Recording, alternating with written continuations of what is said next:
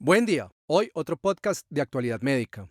El manejo de salud reproductiva, preconcepcional, anticoncepción, tecnología de reproducción asistida, preservación de fertilidad, lactancia y terapia de reemplazo hormonal es complejo en reumatología, debido al requerimiento de manejo multidisciplinario y las situaciones tan diferentes que se pueden enfrentar en el espectro de las patologías que se manejan en la especialidad. En general, se debe conocer el estado de anticuerpos antifosfolípido en pacientes con lupus eritematoso sistémico o enfermedades similares, y en aquellos con hallazgos sugestivos de lupus. Para estas guías, se considera anticuerpos antifosfolípido positivo si el resultado es persistentemente positivo, al menos con 12 semanas de separación, en títulos moderados a altos, o un anticoagulante lúpico positivo. ¿Qué recomendaciones dan estas guías? Para la anticoncepción, siempre se debe discutir contracepción y planeación de embarazo en las visitas iniciales en mujeres de edad reproductiva. En caso de que no sea posible utilizar métodos más efectivos, se recomienda métodos de barrera. Se recomienda el uso de anticoncepción de emergencia cuando sea necesario, incluso en pacientes con positividad para anticuerpos antifosfolípido. El riesgo se considera bajo comparado con los riesgos de un embarazo no planificado. El reumatólogo no debe ser el único que dé consejería de salud reproductiva en pacientes con enfermedades reumáticas, pero sí es uno de los miembros del equipo de salud que debe saber y educar del tema, debido al conocimiento que tiene en las particularidades de cada enfermedad, de cada paciente y de su tratamiento. En caso de anticuerpos antifosfolípido positivo, se debe evitar anticoncepción combinada de estrógenos con progestágenos. Siempre se debe preferir dispositivos intrauterinos, ya sea de cobre o con progestágeno, o pastillas de progestágeno solo, sabiendo que estas son menos eficaces. Si los anticuerpos antifosfolípidos son negativos, se pueden presentar tres situaciones. Enfermedad diferente al lupus eritematoso sistémico. En esta se prefieren los dispositivos intrauterinos o los implantes de progestágenos, pero se puede utilizar cualquier método anticonceptivo. La segunda opción es lupus eritematoso sistémico con baja actividad, y en esta se debe evitar los parches de estrógenos, se debe preferir el dispositivo intrauterino o los implantes de progestágeno. Además, se pueden utilizar cualquiera de los otros métodos. La tercera posibilidad es lupus eritematoso sistémico en actividad moderada a alta. En esta se deben evitar los parches de estrógenos, se puede utilizar el dispositivo intrauterino y este sería el método preferido. Se pueden utilizar implantes de progestágeno, acetato de medroxiprogesterona o pastillas de progestágeno por encima de cualquier anticonceptivo oral combinado. Hay que tener en cuenta que los anticonceptivos orales combinados están contraindicados en actividad alta a muy alta de lupus eritematoso sistémico, que el anillo vaginal se debe evitar en positividad para anticuerpos antifosfolípido o lupus eritematoso sistémico muy activo, y que se debe evitar el acetato de medroxiprogesterona en anticuerpos antifosfolípidos. Adicionalmente, el diafragma, el condón y el espermicida se consideran seguros en todos los pacientes, pero de menor efectividad. Se debe tener en cuenta que las pacientes con uso de micofenolato requieren uso de métodos anticonceptivos efectivos, como el dispositivo intrauterino o la combinación de al menos dos formas de anticoncepción, ya que el ácido micofenólico puede disminuir los niveles séricos de estrógenos y progesterona. Se debe evitar además el acetato de medroxiprogesterona de depósito en aquellos pacientes con alto riesgo de osteoporosis. La segunda recomendación es sobre tecnologías de reproducción asistida. Se hace énfasis que aunque la fertilidad usualmente no se encuentra alterada en los pacientes con enfermedades reumáticas, sobre todo si no han recibido ciclofosfamida, esta disminuye con la edad y se puede necesitar asistencia reproductiva en algunos pacientes. Si la enfermedad tiene actividad moderada o si está muy activa, se debe diferir la estrategia de fertilidad asistida, al menos obtener 6 meses de remisión o estabilidad antes de considerarla. No se debe utilizar aumentos empíricos de prednisolona profiláctica antes de los métodos de fertilidad asistida. Si la enfermedad está en remisión, estable o con una actividad baja, se puede continuar la inmunosupresión necesaria, excepto ciclofosfamida. Se puede incluso continuar con el metotrexate o el micofenolato o biológicos durante la fase de estimulación ovárica y durante la recuperación del ovocito para criopreservación. Si se planea embarazo, solo deben continuar medicamentos permitidos durante el mismo. Si los anticuerpos antifosfolípidos son negativos, no hay ninguna contraindicación para reproducción asistida. Si los anticuerpos antifosfolípidos son positivos, pero no hay diagnóstico de síndrome antifosfolípido, se puede realizar fertilidad asistida, pero se debe utilizar heparinas de bajo peso molecular o heparina no fraccionada en dosis profiláctica durante los procedimientos de fertilidad asistida. Si hay antecedente de síndrome antifosfolípido obstétrico, se puede realizar fertilidad asistida, pero deben recibir heparinas de bajo peso molecular o heparina no fraccionada durante todo el procedimiento de fertilidad asistida en dosis de profilaxis.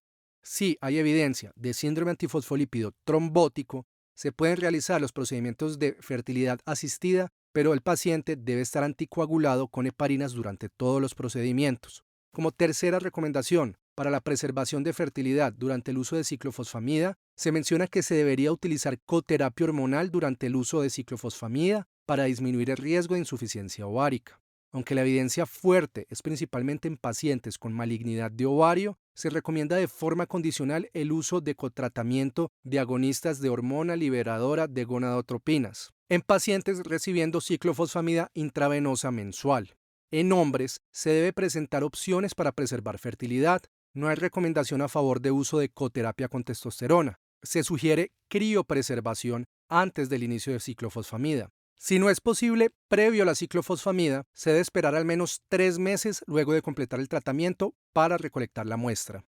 Como cuarta recomendación, para menopausia y terapia de reemplazo hormonal, en mujeres con enfermedades reumáticas, sin lupus y con anticuerpos antifosfolípidos negativos, el tratamiento de reemplazo hormonal debe seguir las guías para la población general posmenopáusica en aquellos con síntomas vasomotores graves y sin otras contraindicaciones. Si un paciente tiene síndrome antifosfolípido en anticoagulación, la terapia de reemplazo hormonal está contraindicada. Si un paciente tiene síndrome antifosfolípido independiente del perfil antifosfolípido al momento, tiene contraindicada también la terapia de reemplazo hormonal. Si un paciente no tiene síndrome antifosfolípido, pero tiene anticuerpos antifosfolípidos positivos, se contraindica la terapia de reemplazo hormonal. Si actualmente tiene un resultado positivo para estos anticuerpos. Si el resultado reciente o actual es negativo, se podría considerar terapia de reemplazo hormonal con precaución. Si un paciente tiene anticuerpos antifosfolípidos negativos, si no tiene lupus eritematoso sistémico, la terapia hormonal se puede utilizar a necesidad. Si el paciente tiene lupus eritematoso sistémico, se podría utilizar, pero se debe tener en cuenta que los estudios no incluyeron pacientes con lupus eritematoso sistémico activo. Como quinta recomendación viene el embarazo. Los ginecobstetras y los especialistas en medicina materno-fetal son los principales cuidadores del embarazo, pero siempre se debe dar consejería sobre los mejores desenlaces materno-fetales cuando se inicia un embarazo en remisión o baja actividad de la enfermedad reumática. Si un paciente desea embarazo, se deben revisar los medicamentos que esté recibiendo para cambiar lo que sea incompatible con el embarazo y permitir un tiempo de observación suficiente para evaluar tolerancia y eficacia del nuevo esquema terapéutico. Los pacientes con lupus eritematoso sistémico deben continuar antimalárico durante todo el embarazo o iniciarlo si no lo tiene y no hay contraindicación. Idealmente deben utilizar también dosis bajas de aspirina a los pacientes con lupus eritematoso sistémico independientes del perfil antifosfolípido y se debe tener vigilancia de la actividad de la enfermedad mínimo una vez por trimestre. Si un paciente tiene anti-Ro o anti-LAP positivo, debe recibir siempre antimalárico para la prevención del lupus neonatal